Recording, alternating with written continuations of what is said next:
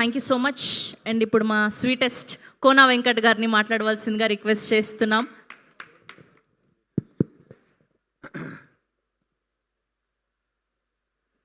Two thousand సెవెంటీన్లో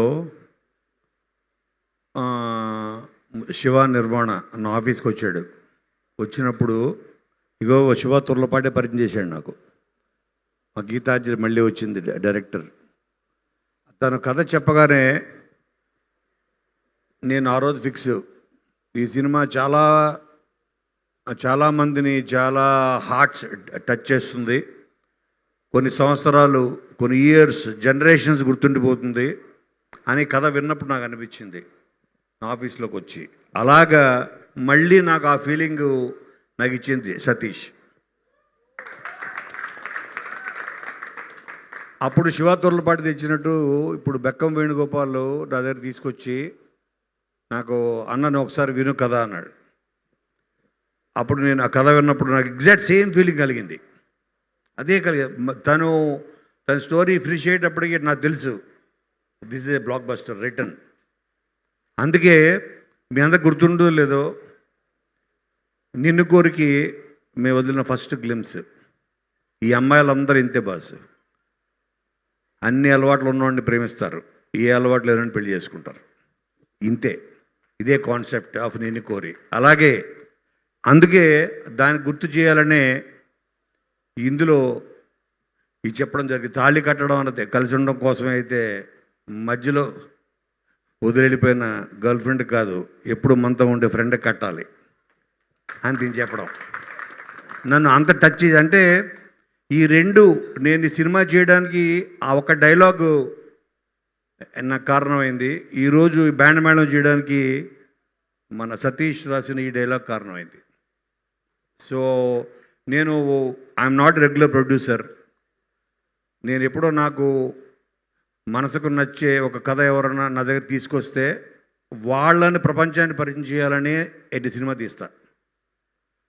నేను నా బ్యానర్ వాల్యూ లేకపోతే ఇంకేదో నేను దానికోసం సినిమా చేయను. ఒక మంచి టెక్నీషియన్, ఒక మంచి కథ, ఒక మంచి దర్శకుడు ఇండస్ట్రీకి పరిచయం అయితే ఎంతోమంది ఆర్టిస్టులు, ఎంతోమంది టెక్నీషియన్స్, ఎంతోమంది వాళ్ళకి కెరియర్స్, కొత్త కెరియర్ స్టార్ట్ అవుతాయి. ఇప్పుడు ఇక్కడున్న ఫ్రెండ్స్ క్యారెక్టర్స్ వీళ్ళందరినీ గుర్తుపెట్టుకోండి జాగ్రత్తగా. వీలైతే ఇప్పుడే మీరు మీరు మీరు వాళ్ళతో సెల్ఫీలు తీసేసుకోండి ఇప్పుడే.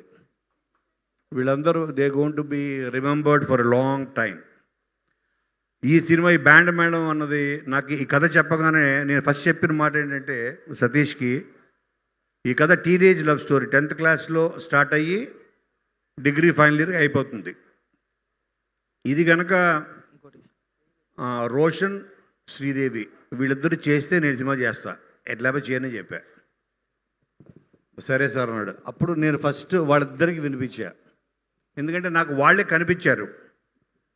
ఇదేదో అంటే ఫస్ట్ ఈ పిక్చర్కి మీకు టీనేజ్ లవ్ స్టోరీ, ఎందుకంటే చాలామందికి నాకు తెలుసు తర్వాత Q&Aలో అందరు కత్తులు నూరుతున్నారు మా కుమారు వీళ్ళందరూ, లేదా ఓహో మీరు వీళ్ళని ఏం తీస్తున్నారు హిట్ కాబట్టి. సరే మీరు అడిగిన అన్నిటికీ నా దగ్గర రెడీగా ఉంది. పొద్దున్న ChatGPTని కూడా అడిగా, ఒకవేళ ఇలాంటివి వస్తారు, దురంధరలో వస్తారు చాలామంది. మన మెయిన్ దురంధర వెళ్ళిపోయాడు పాప ఆయన మూర్తి గారు. సో అగో ఆయన ఒక రెడీగా ఉన్నారు అక్కడ. కాబట్టి సో ఐఎమ్ సో ప్రౌడ్. ఈ బ్యాండ్ మేళము అలాగ ఫస్ట్ సతీష్ కథ, తర్వాత ఈ క్యాస్టింగ్, తర్వాత నేను ఫిక్స్ అయింది విజయ్ బుల్గాని, తర్వాత ఫిక్స్ అయింది సతీష్ ముత్యాల, తర్వాత నార్నే సీను మా ఆర్ట్ డైరెక్టర్. అలాగే ఈ సినిమాకి కనిపించని 4వ సింహం ఎవరన్నా అంటే మా శివ ముప్పరాజు. 7 సింహం 4వ సింహం. నన్ను చూస్తే భయం. సో నేను కనిపించని 4వ సింహం, రైటర్ కమ్ ఎడిటర్. అంటే ఇట్స్ వెరీ రేర్ కాంబినేషన్, మనం చాలా తక్కువ చూస్తాం. సో తిను హీజ్ బిగ్. అటు సతీష్కే కాదు, సినిమా కూడా అతను ఒక పిల్లర్, ఒక సపోర్ట్, ఒక స్ట్రెంగ్త్. ఈ సినిమాకి మెయిన్ బ్యాక్ బోన్ ఎవరైనా ఉన్నారంటే తను శివ ముప్పరాజు. అలాగే నేను ఇది అనుకున్న తర్వాత ఫస్ట్ అసలు యాక్చువల్లీ ఇవాళ సాంగ్ లాంచ్ ఈవెంట్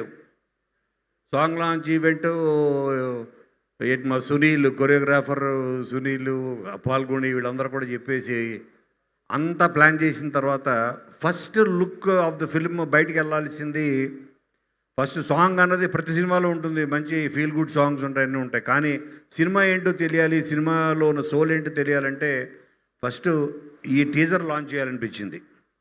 అందుకని ఇది చెప్పగానే వెంటనే వంశీ కాక ఉండి వద్దు అన్నీ పక్కన పెట్టండి ఫస్ట్ ఇదే చేద్దామని. అప్పుడు వెంటనే ఫోన్ తీసి నేను ఫస్ట్ కాల్ చేసింది త్రివిక్రమ్ శ్రీనివాస్కి చేసి అర్జెంటుగా అప్పటికప్పుడు అనుకుని తను వెంటనే రమ్మండం, మేము వాళ్ళు వెళ్ళి తన చేతుల మీద లాంచ్ చేసాం. అలాగే నాకు నచ్చిన ఇద్దరు వ్యక్తులు నా లైఫ్లో నా కెరియర్లో బాబీ అండ్ బివిఎస్ రవి, వాళ్ళిద్దరు ఈ క్యారెక్టర్స్ని పరిచయం చేయాలి అని అనుకున్నా. వ్యాలంటైన్స్ డే అంటే మనందరం మన పొద్దున లేస్తే ప్రేమించే మన మనుషులు అందరితో కలిసి వ్యాలంటైన్స్ డే రోజు నేను ప్రేమించిన ఈ బ్యాండ్ మేడం సినిమా తీయడమే is the biggest Valentine's day అని నేను ఫీల్ అవుతున్నా. నేను ప్రేమించిన ఈ సినిమాని, ఈ కథని, నేను ప్రేమించిన ఈ వ్యక్తులతోటి వీళ్ళందరి మధ్యన జరుపుకోవడం ఐ ఫీల్ రియలీ బ్లెస్డ్. ఇంకా చాలా ఉంటాయి అకేషన్స్, బట్ ఒకటి మాత్రం నేను చెప్పా కదా, మీకు జీవితాంతం మీకు గుర్తుండిపోయే సినిమా అవుతుంది. నేను ఫస్ట్సార్లు చెప్పుంటాను, ఈ గ్లిమ్స్ని నేను ఫస్ట్ బాబీకి చూపిస్తే బాబీ షాకై మళ్ళీ ప్లే చేయండి సార్ అన్నాడు, మళ్ళీ ప్లే చేయమన్నాడు. ఫస్ట్ తీసుకుని ఫోన్ చేసింది రోషన్కి, ఏం ఆర్టిస్ట్ సార్ ఇతను next Nani of Telugu industry అని చెప్పడంలో ఎటువంటి సందేహం లేదు. తీరు సైలెంట్గా నానిని కూడా మన క్రాస్ చేసే ప్లాన్లో ఉన్నాడు. సో క్రాస్ కూడా చేయగలడు. త్రివిక్రమ్ అంటున్నాడు ఇందాట, నువ్వు అర్జెంటుగా నువ్వు పెద్ద స్టార్ అయిపోవాలి, పని ఉంది నీతోటని. అలాగా. And thank you very much ఇక్కడ వచ్చిన అందరికీ.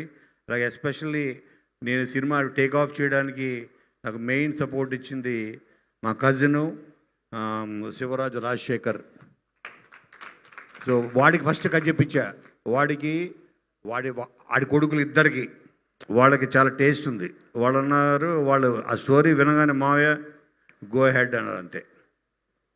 Thank you. మీకు కూడా రేపొద్దున మాకు ఎంత నచ్చిందో మేము వింటున్నప్పుడు, తీస్తున్నప్పుడు, చేస్తున్నప్పుడు, మీకు చూస్తున్నప్పుడు కూడా అంతే నచ్చుతుందని నేను నమ్ముతూ thank you very much.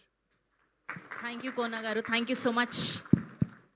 And ఇప్పుడు మా పవర్ఫుల్ సినిమాని అందించేటువంటి డైరెక్టర్, ఒక వాల్తేరు వీరయ్య, ఒక డాకు మహారాజు వంటి సెన్సేషనల్ సినిమాల్ని